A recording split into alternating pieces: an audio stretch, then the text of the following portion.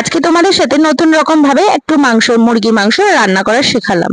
তো তোমরা অবশ্যই এরকম রান্না করে খেয়ে দেখো, খুব দারুণ লাগবে। কালারটা দেখো খুব সুন্দর হয়েছে কিন্তু। এরকম ভাবে রান্না করো, আমরা তো একই রকম ভাবেই রান্না করে খাই, এরকম ভাবে রান্না করে। তো আমি মাংসটাকে ধুয়ে নুন হলুদ দিয়ে যতটা ঝোল লাগবে সেই পরিমাণে জল দিয়ে সেদ্ধ করে নিয়েছি। আলুটাকে ভেজে নিয়েছি, পেঁয়াজ আদা রসুন লঙ্কা বেটে নিয়েছি। কড়াইতে তেল দিয়ে জিরা তেজপাতা ফোড়ন দিয়ে পেঁয়াজটাকে লাল লাল করে ভেজে নেব। তার মধ্যে যে মশলাটা বেটে রেখেছি, আদা রসুন কাঁচা লঙ্কা শুকনো লঙ্কা সব বাটাটা দিয়ে ভালো করে আমি নাড়াচাড়া দিয়ে একটুখানি কষিয়ে নেব।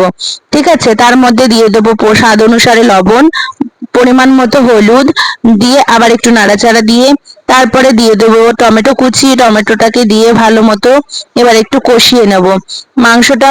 এখানে দেখো আমার বয়েল করা হয়ে গেছে, এখানে দেখো মশলাটাও কষে গেছে। এবার আমি মাংস ঝোল সহ সবকিছু দিয়ে ভালো করে ঢেলে দিলাম, ভালো করে ফুটিয়ে ঢাকা দিয়ে যতটা তোমাদের ঝোল রাখার রেখে দিয়ে মাংসতে গরম মশলা দেবে, দিয়ে নামিয়ে দেবে। দেখবে খুব সুন্দর লাগবে। আর কালারটা দেখেছো, অসাধারণ কালার হয়েছে কিন্তু। এটা কিন্তু অরিজিনাল কালার, কোনো এডিটিং নেই।